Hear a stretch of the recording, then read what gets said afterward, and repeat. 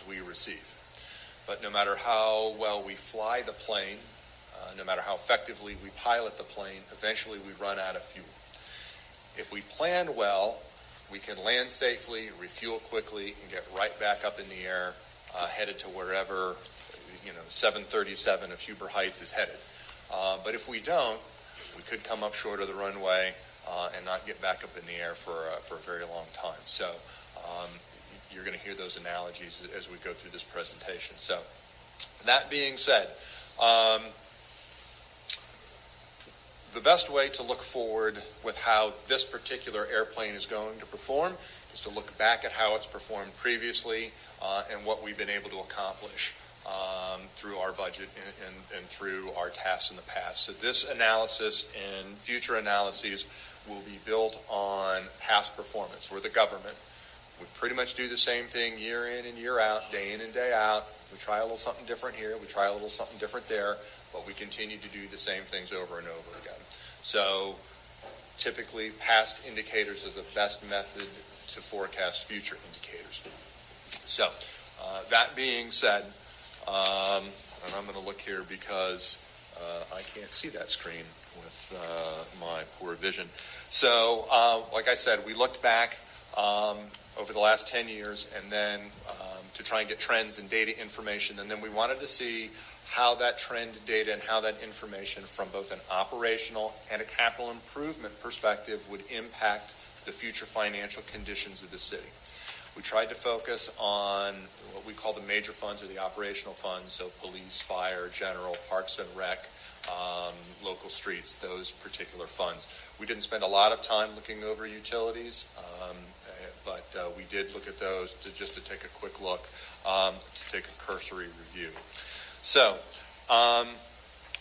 some of the foundational components of this particular forecast is one, there are highs, there are lows, but it's the law of averages. The other thing is that policy is cyclical. So you heard me say we're the government. We do the same thing day in and day out. Another premise of this particular forecast, and most forecasts will continue to be that whatever the financial conditions are today, they continue into the future. So whatever fees we charge, whatever activities, there's a rate that's been established or a tax levy that's in place. We just assume that it continues on at its current rate. And then once we get closer to levies that are going to expire, then we'll sit down and we'll do a detailed analysis specific to that event. But for general operations, we take the bigger picture. We have to make some assumptions going forward because obviously we have a great deal of costs that we have to look at and review. So, buying salt, buying gas, those kinds of things, those are part of that trend analysis. Part of that trend analysis are also employment costs and economic factors. So part of this study indicates that we expect a slowdown in the economy that will affect the city right around 2023. So we built that into this model. We also assume staff expenses will grow relative to wages at 2% annually, and we anticipate that health insurance will also grow at about 10% annually. So those are some of the base assumptions that we have. The final assumption is that our total debt obligations that exist today do not change going forward. So whatever money we've borrowed, whatever money we're paying towards those debts, we will continue to pay indefinitely. Okay. So what all of that tells us, after we break all of that down after a 10-year period, the forecast tells us the following.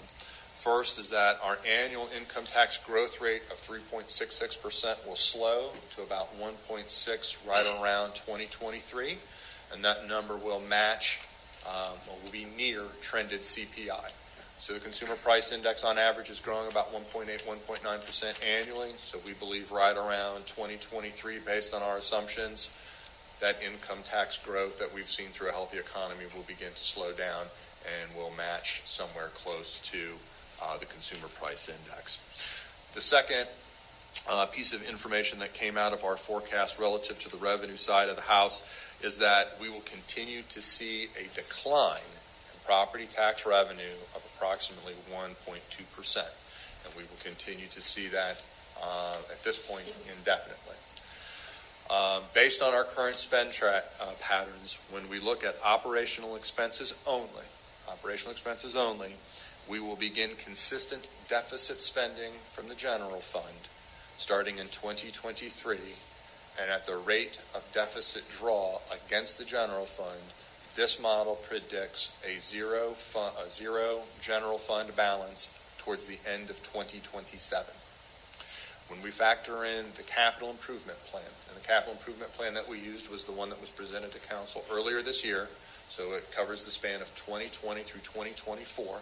When we insert all of those capital items into this model, we continue deficit spending beyond 2019. So we're in the deficit spend prediction for 2019 based on what council's already approved. We will continue to deficit spend, and that trend will deplete the general fund balance somewhere in 2024.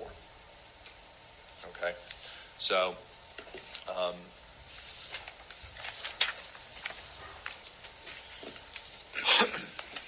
so with regard to all of that information that I just told you, which probably sounds gloom and doom, there are a lot of caveats and asterisks to the fine print. So here comes the fine print. So the fine print is that I am all of 132 days on this community in this aircraft. So my ability to know the best way to manage this situation financially and expensially and to provide the appropriate guidance to Rob on your behalf is still developing. So the longer that I am here, the longer that Jim and I work together, the longer that staff and I work together, the longer that I work together with you, we will be able to better understand what the expectations are and how the budget functions. And because we gain that knowledge, this forecast will improve. Okay? This forecast will improve. The other thing that we need to begin doing, and I think that it's really a champion of the city manager, and I think it's reflected in the goals and objectives components, the strategic plan components, is we need to reevaluate how our organization operates. If you continue to do what you've always done, you'll always get what you've always got. Cursory review of the information and the operational practices. We do a lot of things very well. We do a lot of things very effectively and efficiently, but there are things that we could do better, that we could improve upon. Reevaluating how we function as an organization will improve the outcome of the next forecast. Okay. The other thing that I think will positively impact future forecast is council's consideration and adoption of a formal budget policy, and this would be a policy, and we'll talk to this in a minute. Will provide guidance to both staff and council. It will provide expectations to the community, to volunteers, to boards, about what are the city's priorities, how the city looks and views its long-term budget planning, because those are things that we aren't currently doing based on some of the information that I've seen. The budget has a lot of real high spikes and a lot of drops. Budget policy is designed to kind of smooth that out. It gives staff a heads up on council expectations. So when we begin looking at projects, when we begin looking at capital investments and those types of things, we already have a step up on how we need to come in and present this to you. We can develop funding models much sooner, much quicker, that keep that line more flat than kind of spiked up and down. Some other things that we need to do that I think will help. Consideration of our debt obligations should positively impact our future projections. And what I mean by this is my predecessor was an outstanding financial genius. I think you all know that. And so he has done a very great job of building a multi-layer debt structure. So as one loan falls off today, a loan below it balloons in payment to accelerate payoff. So that a loan behind that balloons and accelerates payoff. And that is a fantastic way to monitor and to maintain debt obligations. But at some point in time, there will begin to develop capacity to take on additional expenses within the budget. Now, whether or not that becomes additional financed expenditures, whether or not that becomes different, new operational expenses, or whether or not it's a buildup of a fund balance or a reserve.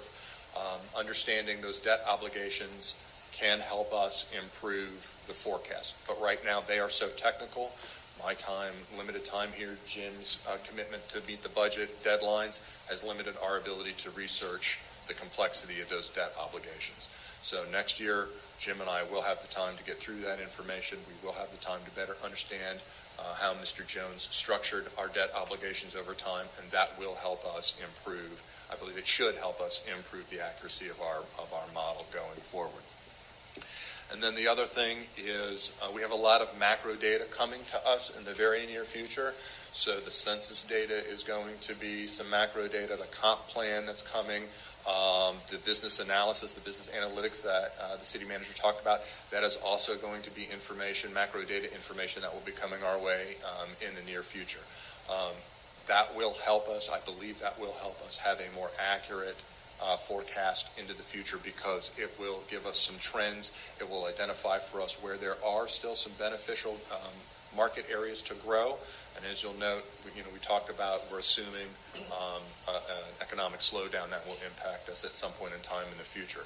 So knowing where we might have some additional capacity to grow in the market might help us better predict slowdowns in revenues and growth in expense. So those are some things that I think will help improve the forecast. But regardless of how much we might change this forecast from its short-term effect on depleting general fund balance, no matter how efficiently you fly the plane, you eventually run out of fuel. And what I really would encourage council to take away from this particular conversation is that while we currently have enough fuel to keep ourselves in the air, to move forward in time, you're getting ready to look at and consider a budget. The more that you add to that budget, the more fuel we burn. The more you reduce that budget, the more fuel we conserve. But no matter what you do, we will run out of fuel, because back to the budget talk, our revenues are growing at a lower rate than our expenses are growing. And that's a universal trend. It's just a universal trend in our business. So we'll do our best to continue to make those dollars go as far as they can. But at some point in time in the future, this model, as we continue to bring it forward, will become more and more accurate in telling us when we're going to run out of fuel, or when we're going to need to reconsider how we operate, and whether or not we're going to reduce expenses, increase revenues, or a combination of both. Okay. Going forward, beyond just looking to the outcome of what will be better forecasting because of more experience, we talked about the budget policy, It is my recommendation that council consider entertaining a budget policy as part of its 2021 budget. So not this year, but next year, that you would adopt them in tandem. And one of the things that, or a couple of different things that I think a formal fiscal policy would do to help staff, to help council, to help the city. One, we're going to improve expense allocations. We have a lot of accounts. They have money that comes from a lot of different places. This allocation would help us understand in a clearer way, define in a better way for council, for the public, how we allocate expenses over multiple funds.